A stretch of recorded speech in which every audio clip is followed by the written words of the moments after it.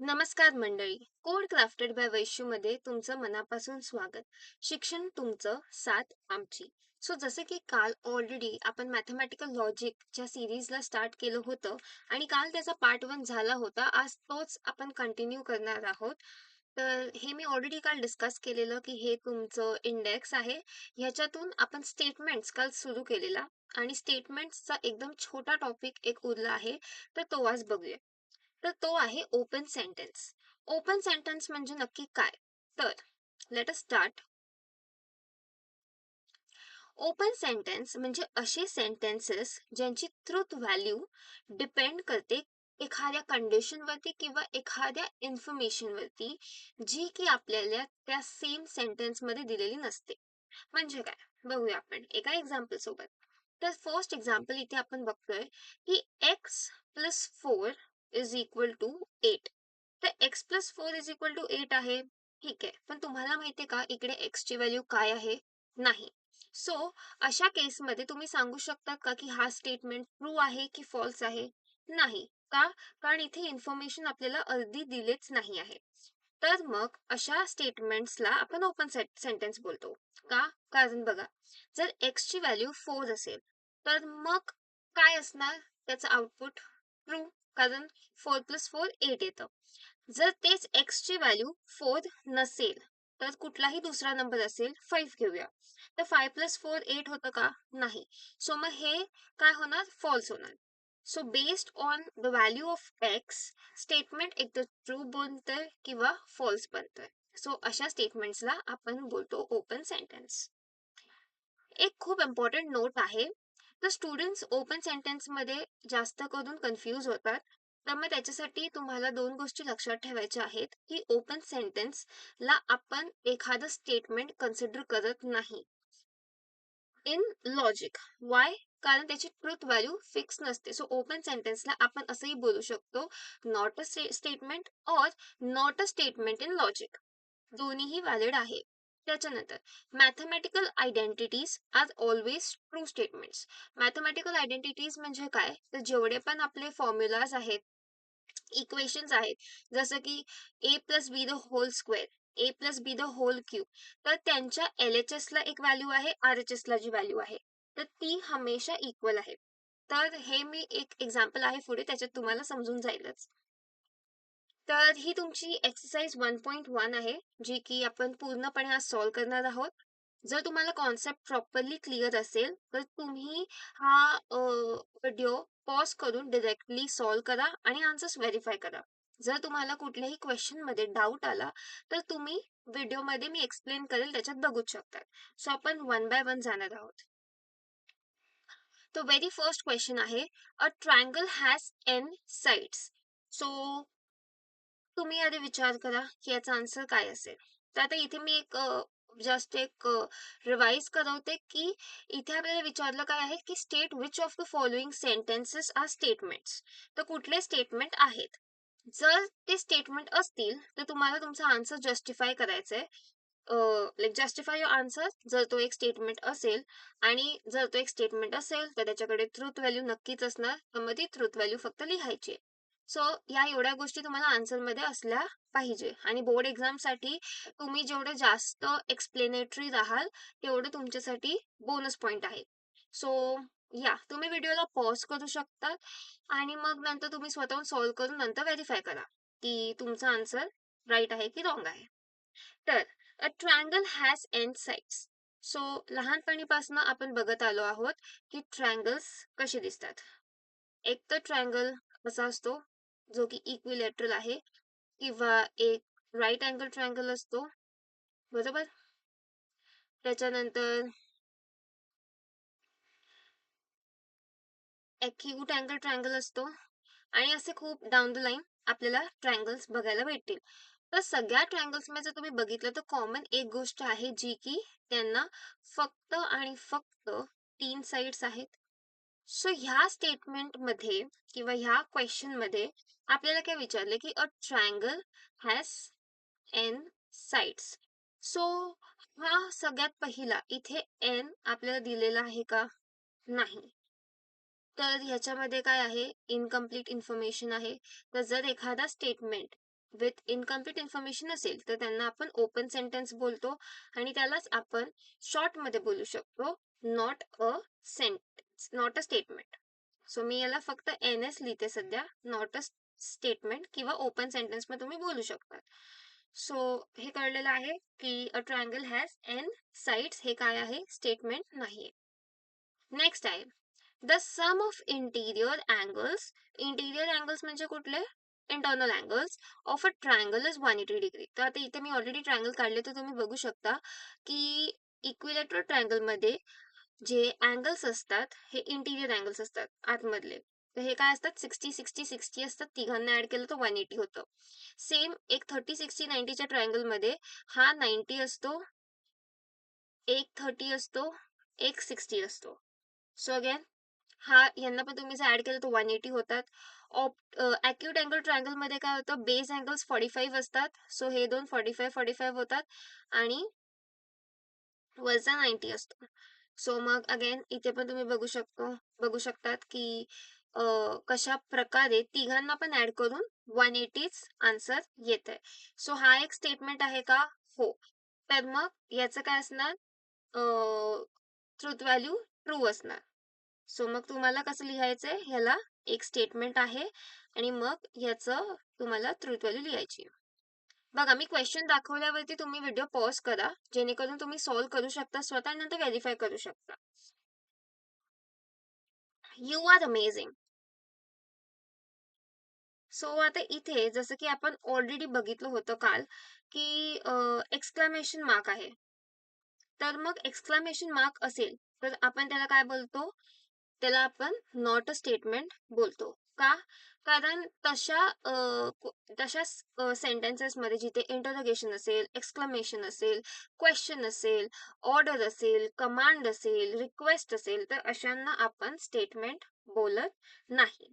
Okay. So मग हे काय झालं, एक नॉट अ स्टेटमेंट.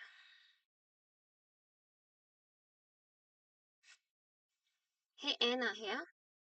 आता next again please grant me a loan. Same request आहे, म्हणजे कोणतरी प्लीज बोलते की प्लीज तुम्ही मला हे द्या, तर हा स्टेटमेंट असूच शकत नाही. त्याच्यानंतर under root -4 is an irrational number. So आता इथे कसं दिलंय, तर आपण ह्याला सॉल्व करून बघूया. Under root of -4. तर बेसिकली हे जे असतं ना, हे under root of negative number जेव्हा पण येतो तर त्याला आपण जनरली अशा फॉर्म मध्ये लिहितो.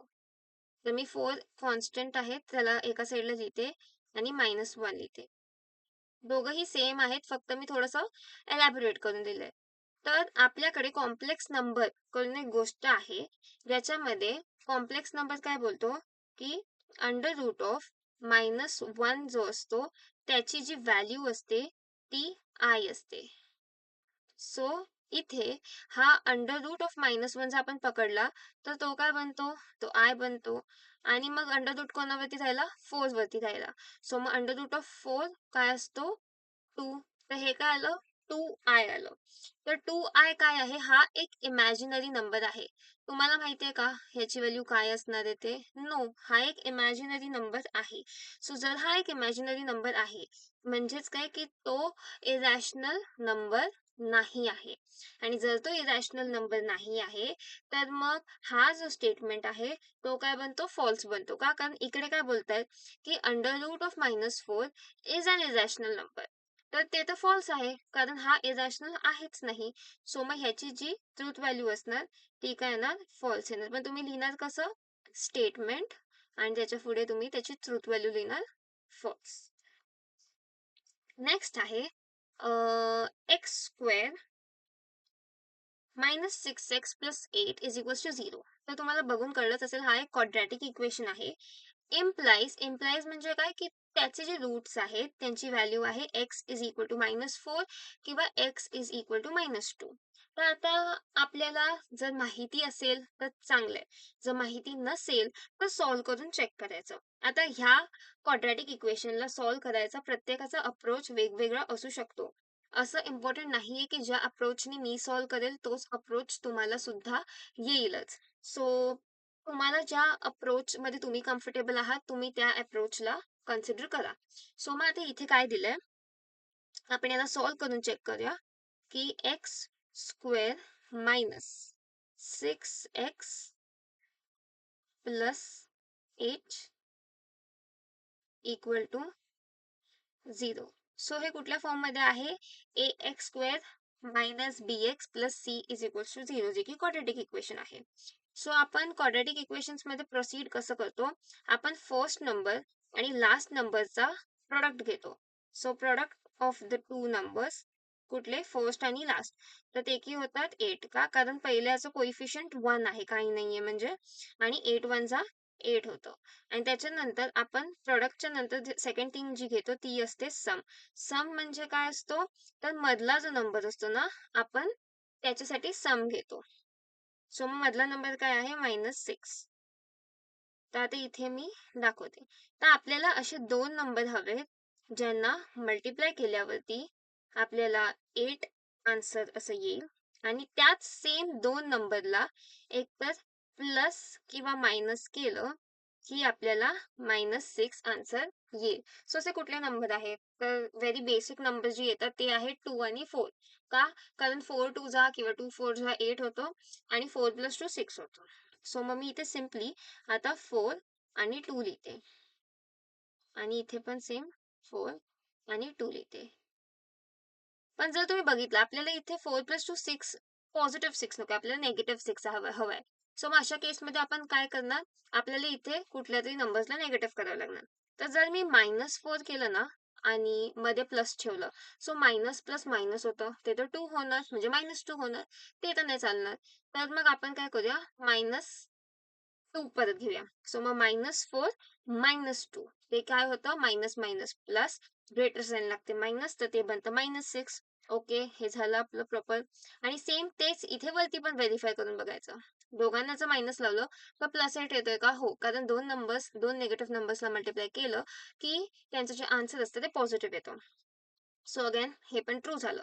सो मग आता आपण याला सॉल्व्ह करायचं. तर कसं करणार, आपण फर्स्ट जे आहे एक्स स्क्वेअर ते ॲज इट इज लिहिणार. त्याच्यानंतर फर्स्ट जो आपला नंबर भेटलाय -4 विथ एक्स लिहिणार, कारण आपण ह्याला ब्रेकडाऊन केलं -6x ला.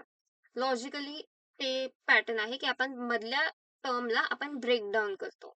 तर मग -4x -2x plus 8 is equals to 0. तर आता आपण जर व्यवस्थित बघितलं, तर ह्या दोघांमध्ये आणि ह्या दोघांमध्ये आपल्याला ना कॉमन काढायचं आहे. तर मग कॉमन कसं निघणार, तर मग एक्स येणार इथे फर्स्ट, कारण दोघांमध्ये पण एक्स, इथे एक्स स्क्वेअर आहे, इथे एक्स आहे, सो एक्स आला, आणि उरतं काय मग, एक्स -4. सो हे झालं फर्स्ट टर्म. आता नेक्स्ट इथे मायनस आहे, सो आपण मायनसच ठेवणार. तर 8 ला बेसिकली आपण 2 × 4 लिहू शकतो. तर मग कॉमन काय काय येतं इथे, हा 2 एक कॉमन येतो आणि हा 2 एक कॉमन येतो. ओके, सो मग -2 कॉमन आला, आणि ब्रॅकेटच्या आत काय होतं, एक्स होतं, 4 होतं. आता बघा, जेव्हा बाहेर मायनस असतो ना, तेव्हा आतली साईन चेंज करायची.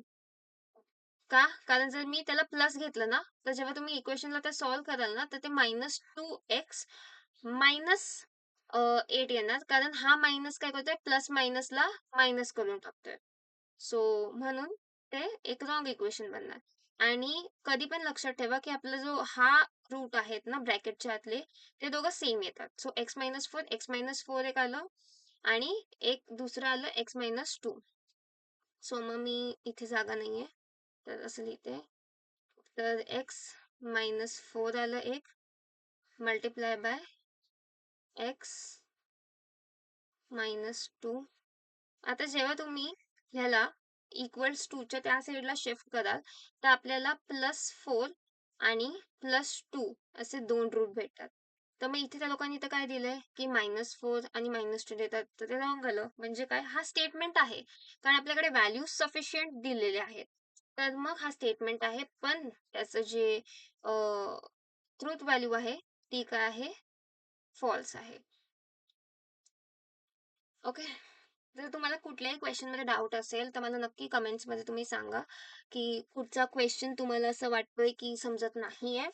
मी तुम्हाला तो नेक्स्ट व्हिडिओमध्ये समजावायला ट्राय करेल. सो फार मला तर वाटतं की ज्या प्रकारे मी समजावलंय त्या प्रकारे तुम्हाला काही डाऊट नाही पडला पाहिजे, पण तरीही जर पडलाच तर यू मे आस्क इट. तर आपण याचे आन्सर्स व्हेरीफाय करून घेऊया पटदिशी. बघा,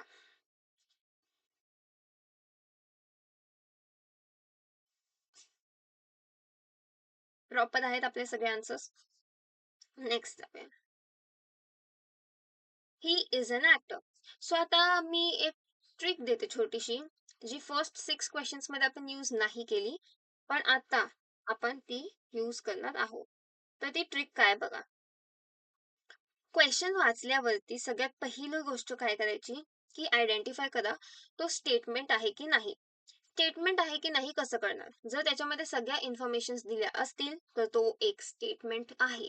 जर काही पण इन्फॉर्मेशन्स मिसिंग असतील किंवा काही जर क्वेश्चन एखाद्या कंडिशन वरती बेस्ड असेल तर त्याला आपण नॉट अ स्टेटमेंट मध्ये कन्सिडर करणार. ऑल्सो जर interrogation, exclamation, request, order, command अशा सगळ्या गोष्टी असतील तर तो सुद्धा नॉट अ स्टेटमेंट झाला. तर सगळ्यात व्हेरी फर्स्ट आता आपण ह्या ट्रिकनी सॉल्व्ह करत जाऊया. तर ही इज अन ऍक्टर. ही कोण आहे आपल्याला माहितीये, नो. सो हा स्टेटमेंट झाला का, नाही. So not a statement. Quick. Did you eat lunch eight, question mark. आपल्याला माहितीये हे काय असतात, हे सगळे not a statement. Next. Have a cup of cappuccino. somebody is offering you something. तुम्हाला कोणीतरी ऑफर करतंय. सो हे काय झालं, not a statement.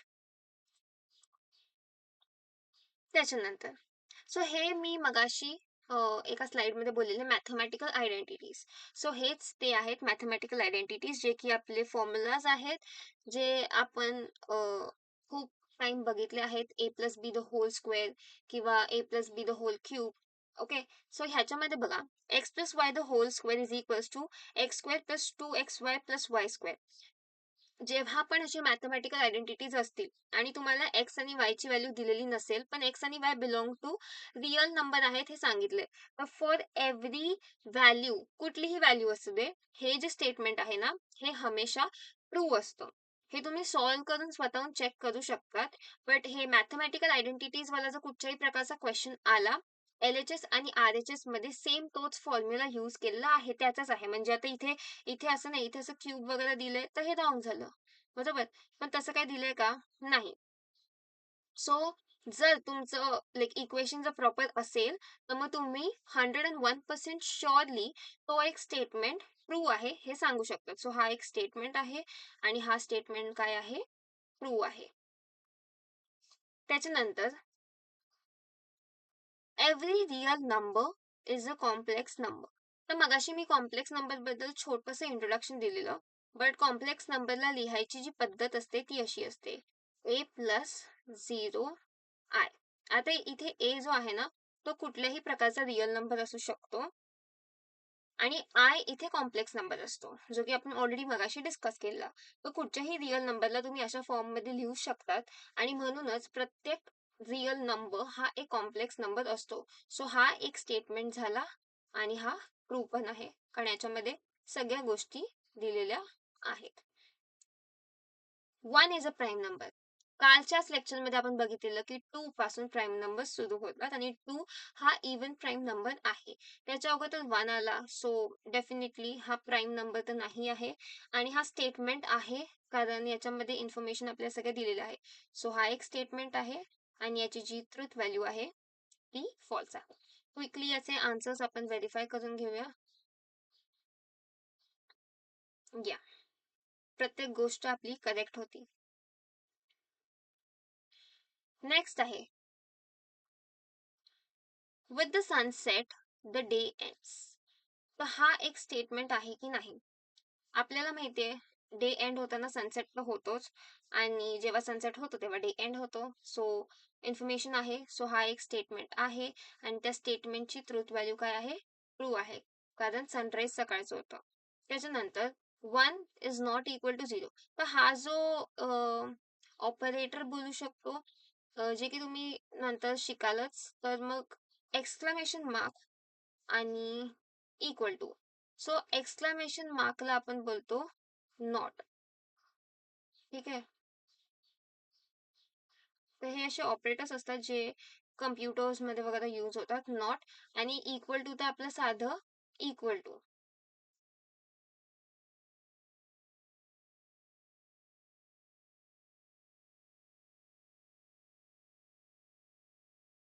Okay. So not equal to, तर 1 आणि 0 इक्वल आहेत का? नाही. 1 आणि 0 नॉट इक्वल आहेत का? हो. बरोबर. तर बेसिकली इथे आपल्याला काय विचारलंय की 1 इज नॉट इक्वल टू 0. तर मग ही जे आहे हे काय आहे? ट्रू आहे. नाव नेक्स्ट 3 प्लस 5. 3 प्लस 5 किती होतात? 8 होतात. आणि RHS ला आपल्याला दिले 11. मध्ये आपल्याला ग्रेटर देन साइन दिली. सो 8 जो आहे तो ग्रेटर देन 11 आहे का? नाही. तर फॉल्स. त्याच्यानंतर नंबर पाय इज अन इरॅशनल नंबर. ते इरॅशनल नंबर म्हणजे काय? असे नंबर ज्यांना आपण पी अपॉन क्यूच्या फॉर्म मध्ये लिहितो. सो आपण पायला पी अपॉन क्यूच्या फॉर्म मध्ये लिहू शकतो का? नाही. तर मग पाय हा एक इरॅशनल नंबर झाला का? हो. So this is true.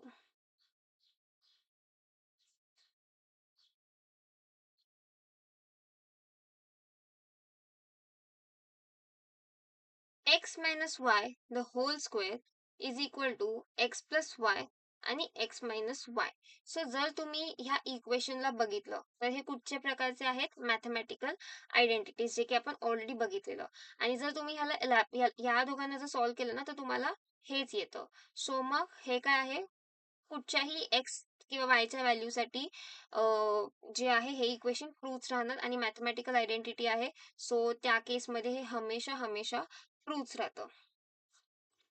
Next आहे the number 2 is the only even prime number. आपण ऑलरेडी काल बघितलेलं. सो हा एक स्टेटमेंट तर आहेच आणि सोबतच याची ट्रूथ व्हॅल्यू काय आहे? ट्रू आहे. पटदिशी याचे आन्सर्स पण व्हेरीफाय करून घेऊया.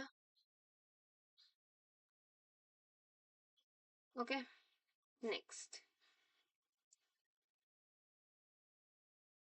two coplanar lines are either parallel किंवा intersecting.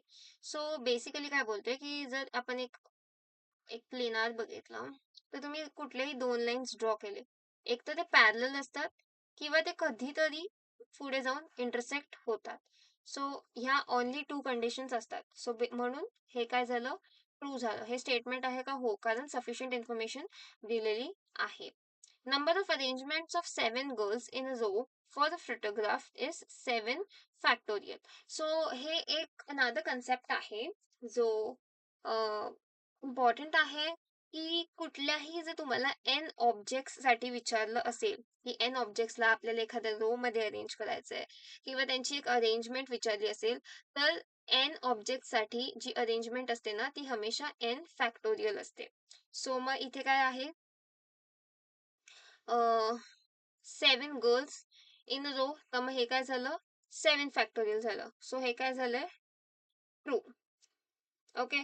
सो मग ह्याचं स्टेटमेंट आहे हा आणि हा स्टेटमेंट काय आहे? ट्रू आहे. Okay. Give me a compost box. Statement नाहीये कारण आपण ऑर्डर देतोय. ब्रिंग द मोटर कार आपण ऑर्डर करतोय, again not a statement.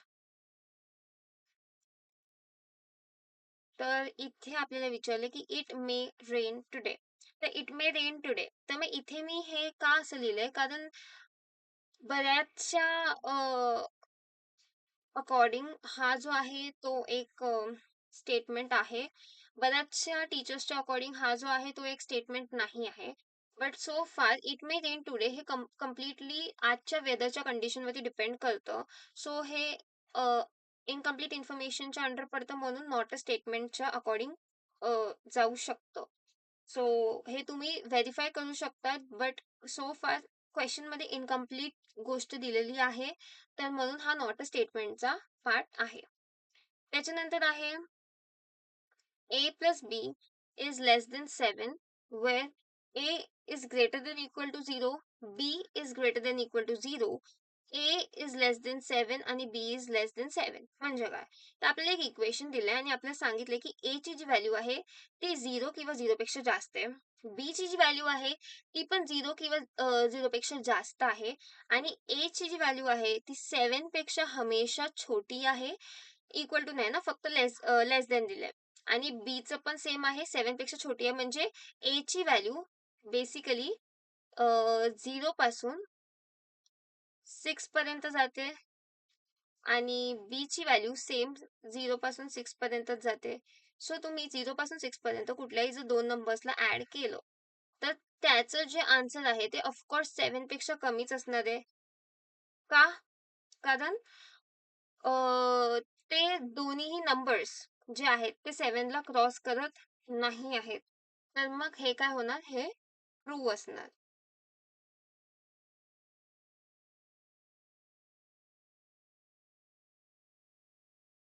Can you speak English? Question mark, not a statement.